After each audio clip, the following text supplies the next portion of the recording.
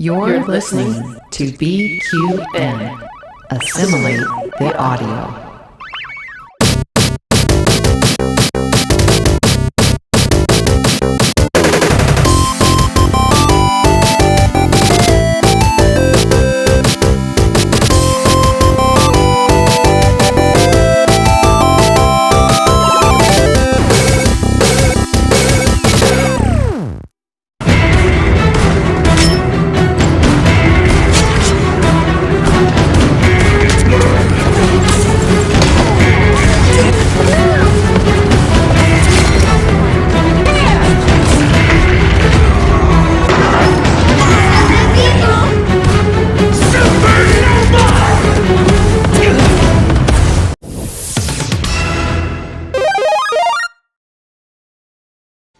Hey everyone, Davey here with my review, impressions, thoughts, whatever you want to call them, of one of the newest heroes that you can play in our favorite free-to-play game, Marvel Rivals. I am, of course, talking about the Human Torch, who I have just been loving playing over this last week. Season 1.5 of Marvel Rivals has arrived, completing the foursome, the Fantastic Four that is, so players now have access to the Thing and the Human Torch at the same time. I think this happened about a week ago. The latter is the one that I have been the most excited about, and not just because I had a sexual awakening when Chris Evans played the character. In fact, I think I have a fresh sexual awakening anytime Chris Evans does something, including the banana split in Not Another Teen Movie. Look, let's not beat around the bush. I am sure this focus on the Fantabulous Four has got a lot to do with the upcoming movie that is coming to cinemas in July and most likely Disney Plus in late July. But alas, I would like to offer my thoughts and opinions on the Human Torch. They may differ from your experience because everyone plays this game a little bit differently. So if you have got some respectful objections or agreements with me, please sound off in the comments. When Human Torch first became available, everyone was picking him. I tried desperately to have a go, but it just was not going to be possible. Fortunately, I always play as Loki, and he has got a fabulous ultimate that most of you are probably familiar with, which lets you take over another character, or become another character very briefly. Your powers are mine! These Supernova! anymore.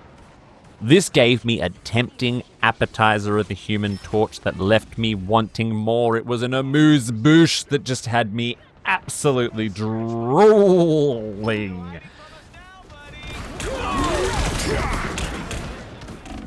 Now that the novelty of the new character has worn off a little bit, I get to swoop in like the thirsty gal that I am at the start of each game, which has now led to me being able to play as the Human Torch for several hours. That's right, I have just been living my flammable hottie fantasies. Beacon is in meltdown mode.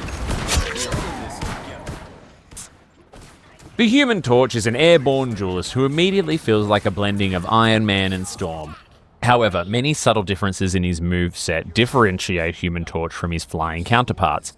For starters, his standard fireball attack starts like a powerful shotgun blast at close range, but then it kind of spreads out into multiple projectiles over a distance, which I didn't realize at first, but hey, it's got many advantages and disadvantages to it. When it comes to disadvantages, if you're at a distance, it can make it hard to hit a moving target, and even more difficult to deal with fellow flying enemies. Still, the spread does make it effective at laying down covering fire to support your teammates when making a push.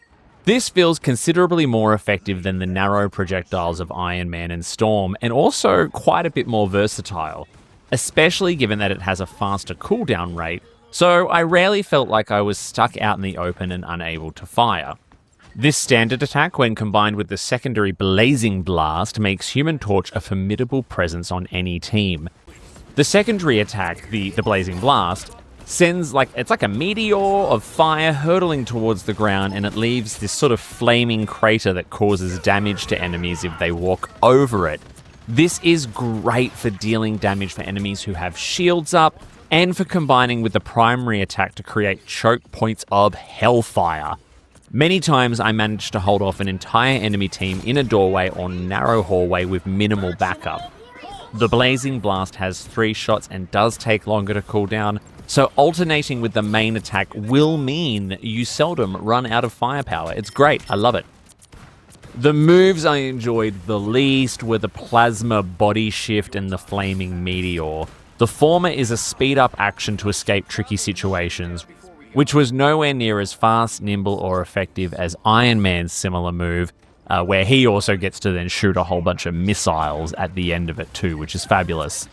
The latter, though, is it's like a ground pound that I found, it was good if you target it and timed it well, but it does leave you vulnerable if you do not aim correctly. And if there's other enemies around or close by, once the ground has been pounded, you are stuck trying to ascend again before you get smoked. Many times I just found myself avoiding the move unless there was no one else around. Finally, the Pyro Prison I barely ever used. It connects flame fields to form a firewall that does continuous damage.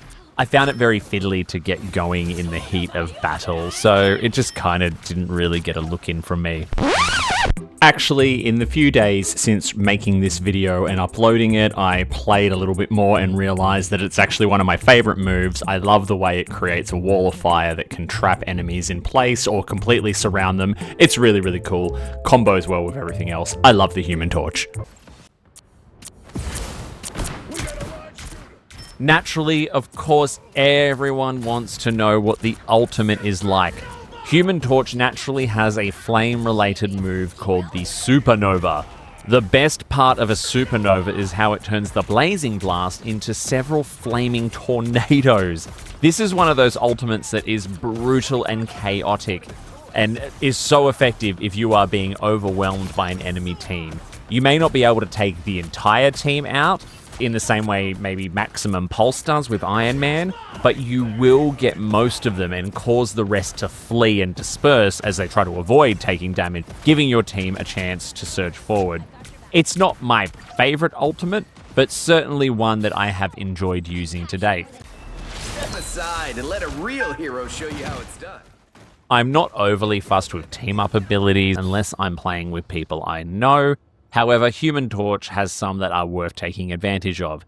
Teaming up with other members of the Fantastic Four, especially the Invisible Woman, can reinforce health. I had this team up occasionally, and it does make you feel quite indestructible at times.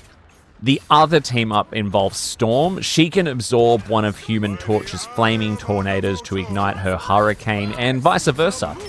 I never got to experience this myself before doing this review.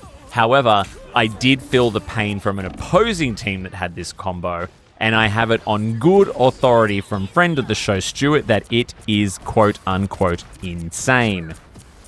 Of course, and if you're watching the video version of this, you can see that I did pay a little bit of money to get the Negative Zone Gladiator suit because I just thought it looked really cool, similar to the one that I have got for Loki as well.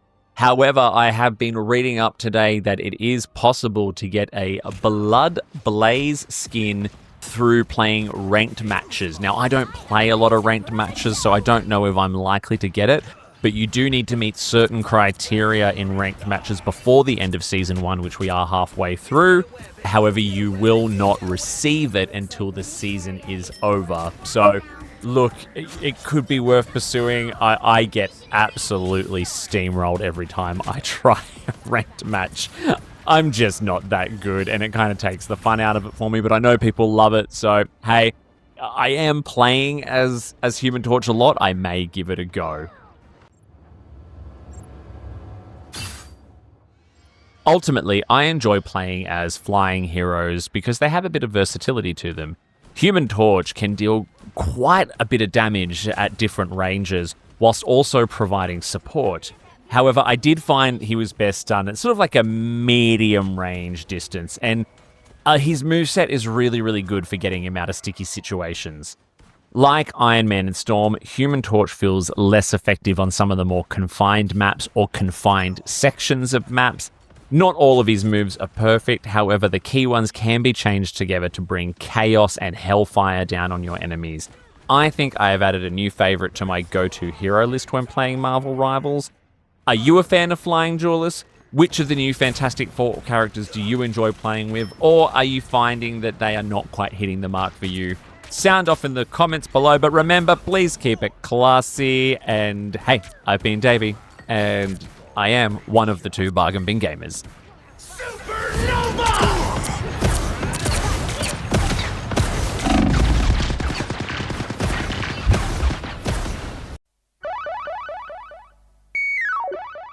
If you enjoyed this episode, make sure you give it a big thumbs up on YouTube or follow the podcast wherever you get your podcast from and leave us a 5-star review. Be sure to follow us on Instagram and Blue Sky and follow along on our live Twitch streams. You can also continue the conversation in our BQN podcast Discord by clicking the link in the episode description. Don't forget that the Bargain Bin Gamer is part of a larger network of podcasts called the BQN. You can support this and other BQN programs by becoming a patron over at patreon.com/BQN. We'd love to hear your feedback on the episode. Leave us a comment on YouTube or send us an email to bargainbingamer, Gaymer, @gmail.com. Until next time, au revoir.